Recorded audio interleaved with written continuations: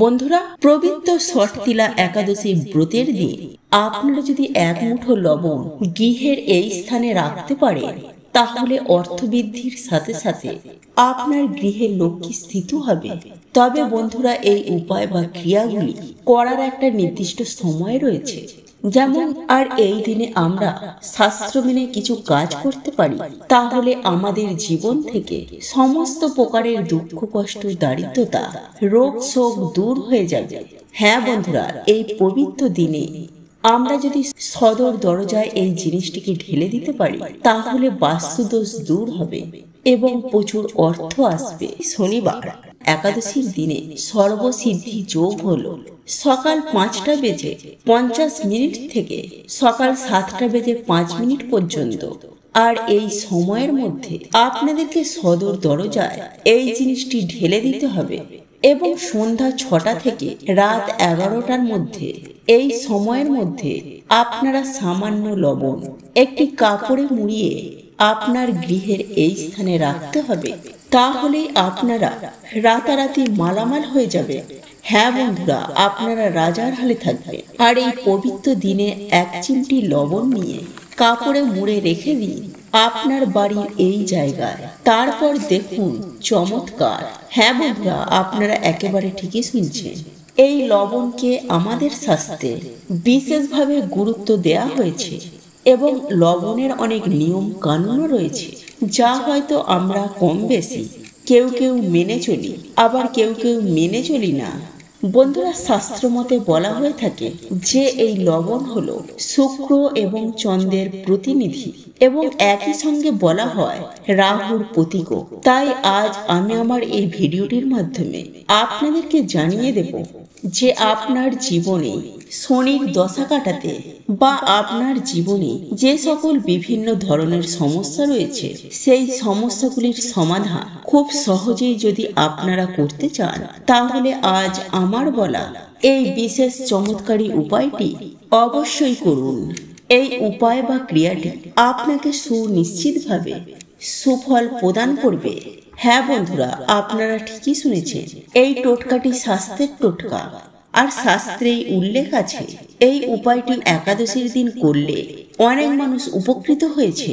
আপনারাও সুনিশ্চিতভাবে উপকৃত হবেন। বন্ধুরা, এই লবণের বেশ কিছু গুরুত্ব রয়েছে।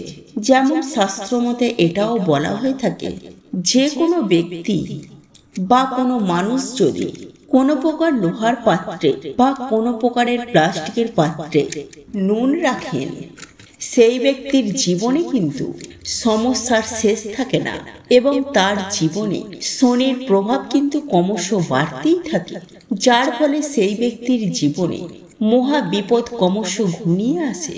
তাই আজ আমি আপনাদের উদ্দেশ্যে এটাই জানাবো যে আপনারা যদি এই রকম কাজ করে থাকেন, কখনোই আপনার বাড়িতে মা লক্ষ্মী স্থিত হবেন না। লবণ আপনারা রাখবেন একটি কাঁচের পাত্রের মধ্যে। বন্ধুরা, একই সঙ্গে আপনাদেরকে এটাও জানিয়ে দেব যে এই নুন বা লবণের অপচয় যাচ্ছে তাই ভাবে কখনোই করবেন না এবং যেখানে সেখানে নুন বা লবণ আপনারা রাখবেন না। এবং একই সঙ্গে আপনাদের উদ্দেশ্যে জানিয়ে রাখি, শাস্ত্র মতে এই নুন বা লবণের মধ্যেই কিন্তু মা লক্ষ্মীর বাস। তাই আপনারা এই নুনের ব্যবহারের উপর মা লক্ষ্মী আপনার গৃহে স্থায়ী বসবাস করবে কিনা সেটাও কিন্তু অনেকাংশেই নির্ভর করছে। তাই এই লবণ ব্যবহারের ক্ষেত্রে আরও একটি বিষয় জানিয়ে রাখি, আর তা হলো বন্ধুরা, আপনারা যখন এই লবণের ব্যবহার করবেন, তখন ভুল করেও লবণের জায়গা থেকে বাম হাতে লবণ তুলবেন না। হ্যাঁ বন্ধুরা, আপনি একেবারে ঠিকই শুনছেন। আপনি লবণের জায়গাটাকে বাঁ হাত দিয়ে ধরুন, ঠিক আছে। আপনি লবণের জায়গাটি বাম হাত দিয়ে সরান, তাও ঠিক আছে। কিন্তু আপনি যখন ওই পাত্র থেকে লবণ তুলবেন, তখন কিন্তু ভুল করেও ওই বাম হাত ব্যবহার করবেন না। এই লবণ তোলার ক্ষেত্রে আপনারা ডান হাতের ব্যবহার করবেন। আর আপনারা যদি এই বাম হাতে লবণ তুলে ব্যবহার করেন, তাহলে আপনারা যতই ইনকাম করুন না কেন, আপনাদের গৃহে বা আপনাদের সংসারে কখনোই আর্থিক কষ্ট মিটবে না। তাই আপনারা যদি জীবনে আর্থিক উন্নতি করতে চান, এই বিষয়টি অতি অবশ্যই মাথায় রাখার চেষ্টা করবেন। বন্ধুরা, এবার জেনে নেওয়া যাক আপনারা 1 চিমটি লবণ নিয়ে একটি লাল কাপড়ের মধ্যে মুড়ে রাখবেন বাড়ির এই জায়গা। বন্ধুরা, এখন প্রশ্ন হলো আপনারা কোন জায়গায় এটিকে রাখবেন এবং কিভাবে এই ক্রিয়াটি করবেন। এই সমস্ত কিছুটাই আজ আমি আমার এই ভিডিওটির মাধ্যমে আপনাদেরকে জানিয়ে দেব, তাই ভিডিওটি সম্পূর্ণ দেখুন। আমি সুনিশ্চিতভাবে বলতে পারি আপনারা এই ভিডিওটি দেখে উপকৃত হবেন। চলুন এইবার মূল আলোচনায় প্রবেশ করা যাক।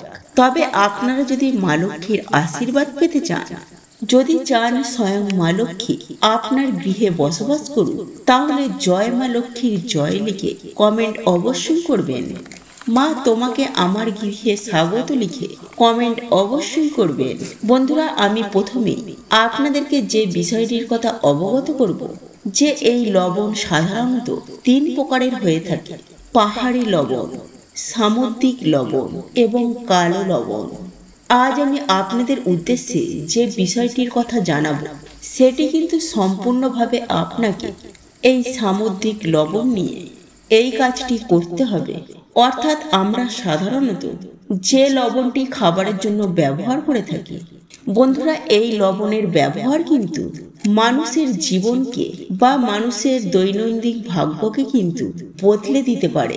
তাই আপনাদের উদ্দেশ্যে জানাবো, আপনারা আপনাদের গৃহে সুখ শান্তি বৃদ্ধি করতে চান, তাহলে এই উপায় বা ক্রিয়াটি ভক্তি, নিষ্ঠা ও আন্তরিকতার সাথে করুন। কারণ বিশ্বাসে মেলায় বস্তু, তর্কে বহুদূর। যদি আপনার এই সব বিষয়ের প্রতি বিশ্বাস থেকে থাকে, তাহলে অবশ্যই এই টোটকাটি করুন। সুনিশ্চিতভাবে এই টোটকাটি শুভ ফল আপনাকে প্রদান করবে। বন্ধুরা, আমি সবার প্রথমে আপনাদেরকে যে কথাটি বলবো, বন্ধুরা, আপনারা বৃহস্পতিবার ও রবিবার বাদ দিয়ে যখন ঘর মোছেন, ঘর মোছার জলে কিছুটা পরিমাণ লবণ জলে মিশিয়ে ঘর মোছেন, তাহলে মনে করা হয় আপনার গৃহে যে নেগেটিভ শক্তি, সেই নেগেটিভ শক্তি সম্পূর্ণরূপে দূর হয়ে যায় এবং আপনার গৃহে ক্রমশ পজিটিভ শক্তি বেড়ে ওঠে। তাই জীবনে কখনো সমস্যা ঘিরে ধরবে না এবং আপনার জীবন সুন্দরভাবে সুখ শান্তি ও আনন্দের সাথে এগিয়ে চলবে। বন্ধুরা, এই লবণ কখনো খালি হাতে দিয়ে দেবেন না।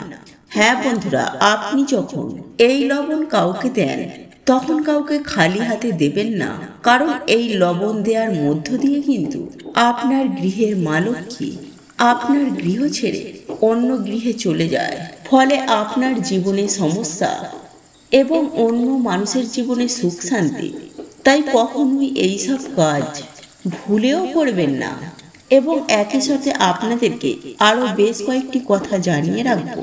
আপনি একটি লাল কাপড়ের মধ্যে 1 চিমটি লবণ নিয়ে পুটুলি করে বেঁধে নিয়ে আপনি আপনার বাড়ির সদর দরজার ডান দিকে ঝুলিয়ে রাখতে পারেন।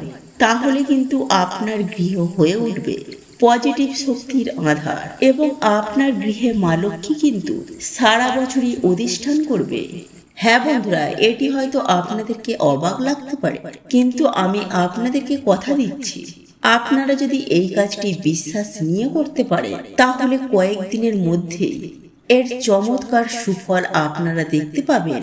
এবং একই সঙ্গে আপনাদেরকে জানিয়ে দেব যে যদি আপনারা এই লবণ, কিছুটা পরিমাণ লবণ নিয়ে একটি লাল পুটুলি করে আপনি আপনার বালিশের তলায় রেখে ঘুমাতে পারেন, তাহলে আপনার জীবনে থাকা সমস্ত প্রকারের নেগেটিভ এনার্জি দূর হয়ে যাবে।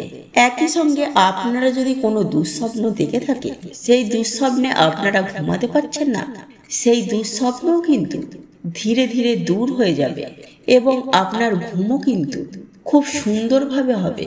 বন্ধুরা, এই কাজটি আপনারা পবিত্র উত্থান একাদশীর দিন সন্ধ্যায় করতে পারে, তাহলে মা লক্ষ্মী আপনার গৃহে চিরস্থায়ী অধিষ্ঠান হবেন। হ্যাঁ বন্ধুরা, এই উপায় বা ক্রিয়াটির ফলে আর্থিক বৃদ্ধি হতে বাধ্য হবে।